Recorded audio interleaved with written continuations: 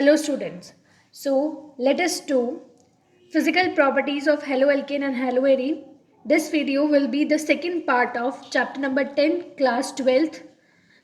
So let us start with the first point. Alkyl halides are colorless. Alkyl halide का जो physical property है सबसे पहले कि वो कलरलेस होते हैं, लेकिन इसकी कुछ एक्सेप्शन है कि जो प्योर ब्रोमाइड और आयोडाइड को रख दिया जाए एयर के अंदर तो उनमें क्या होता है, कलर आ जाता है। नेक्स्ट मेल्टिंग पॉइंट और बॉइलिंग पॉइंट है ना किसी भी हेलो एल्केन और हेलो एरीन का, वो डिपेंड करता है उनके सरफेस एरिया पे, length of the hydrocarbon chain, number of halogens और ब्रांचिंग इन द हाइड्रोकार्बन। सो ये फैक्टर्स है जो डिटरमाइन करेंगे उनका मेल्टिंग पॉइंट और boiling point.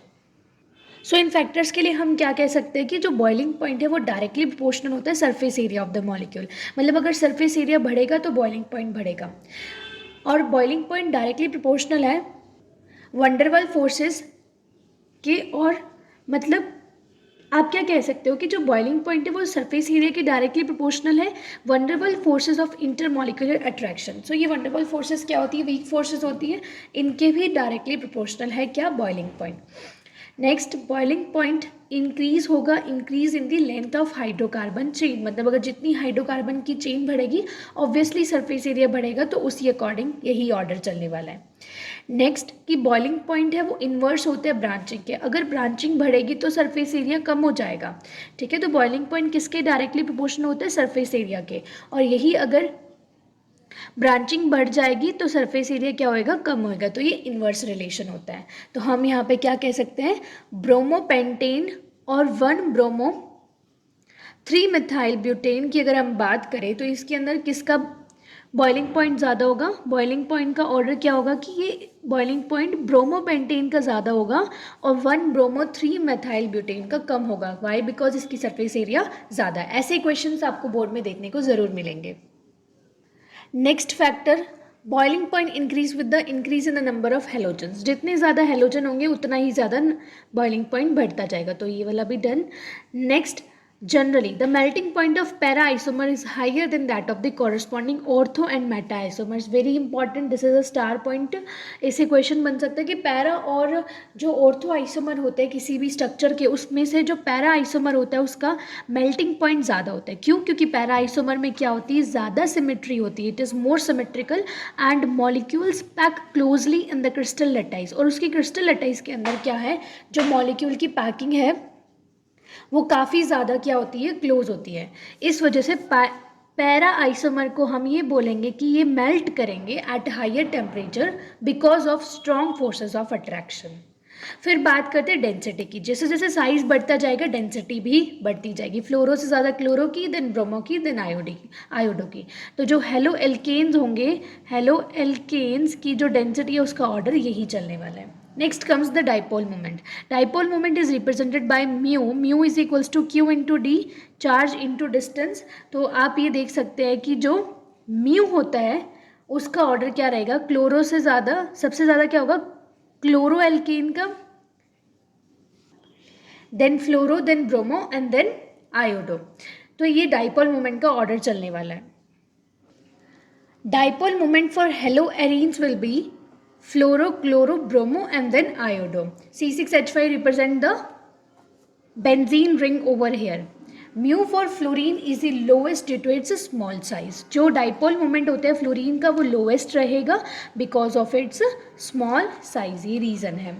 Next comes the solubility concept. Solubility of haloalkenes and haloarenes की क्या रहती है स्टूडेंट्स, ये देखो पोलर तो है बट ये कम ही सॉल्युबल रहते हैं वाटर के अंदर। इसका रीज़न क्या है, क्योंकि जो ऑलरेडी एग्जिस्टिंग बॉन्ड होता है प्योर हेलो एल्केन और हेलो एरीन्स का and the hydrogen bond in water are stronger than those formed after mixing. मतलब कि जो वाटर में इनकी बॉन्डिंग बनती है वो उतनी स्ट्रांग नहीं होती है एज़ कम्पेयर कि जब आप इसको वाटर में मिक्स ना करो। सो इसका मतलब क्या है कि ये वाटर में मिक्सिंग के बाद उतना स्ट्रांग बॉन्ड नहीं बनाते, इसलिए ये सॉल्युबल रहते हैं क्या, नॉन पोलर सॉल्वेंट्स के अंदर। This is very important point. Next stability क्या रहेगी students, fluorine, chlorine, bromine and then iodine. क्यों ऐसा, बिकॉज फ्लोरीन का साइज स्मॉलर, बॉन्ड स्ट्रॉन्गर बनेंगे, इलेक्ट्रोनेगेटिविटी भी ज़्यादा होती है। सो यही रीज़न है। Next is chemical reaction of halo alkane and halo arene. तो स्टूडेंट्स इसमें 3 केमिकल रिएक्शन जो कि बहुत इंपॉर्टेंट है वो आपको पढ़नी है। First is nucleophilic substitution reaction, then second is beta elimination reaction and third is reaction with metals. So अब हम हेलो एल्केन्स की पहले सारी केमिकल रिएक्शंस को स्टडी करेंगे, उसके बाद हेलो एरीन्स की।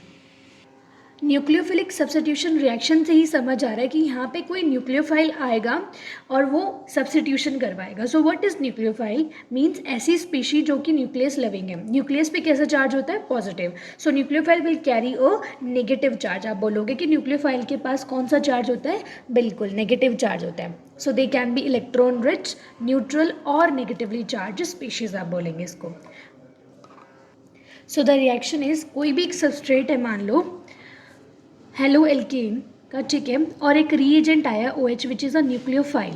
सो क्या होगा? प्रोडक्ट क्या बनेगा? This OH will replace this halogen and there is a formation of product, ठीक है। और ये जो हेलोजन होगा एज अ साइड और एज अ लिविंग प्रोडक्ट क्या होगा? लिविंग ग्रुप ये रिलीज आउट हो जाएगा।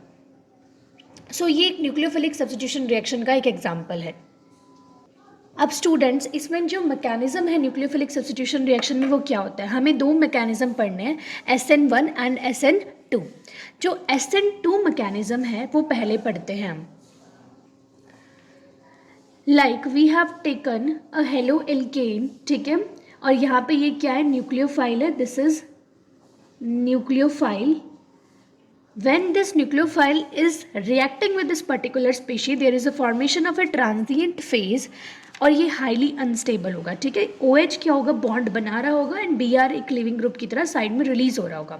तो क्या है? Br will eliminate out, substituted product बन गया हमारे पास और Br रिलीज हो जाएगा। इस रिएक्शन को हम बोलते हैं एलिमेंट्री रिएक्शन, क्योंकि ये एक सिंगल स्टेप की रिएक्शन है, इसलिए जो सिंगल स्टेप की रिएक्शन होती है उनको हम एलिमेंट्री रिएक्शन बोलते हैं। आप क्या कहेंगे कि जो SN2 की रिएक्शन है वो कैसी होती है? एलिमेंट्री रिएक्शन होती है, ठीक है। SN1 की थोड़ी सी अलग होगी, वो हम अभी रुक के देखेंगे, ठीक है। सो SN2 का ये मैकेनिज्म आपको अपनी कॉपीज़ में नोट करना है।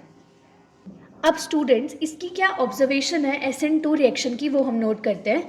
Reaction follow single step mechanism, that is an elementary reaction. अब रेट कैसे होता है? जो रेट ऑफ द रिएक्शन है ना वो डिपेंड करता है रिएक्टेंट्स के ऊपर। जो रिएक्टेंट्स होंगे ना उनकी कंसंट्रेशन हमें लेनी है। तो हमने एक हाइड्रोकार्बन लिया और एक क्या लिया था?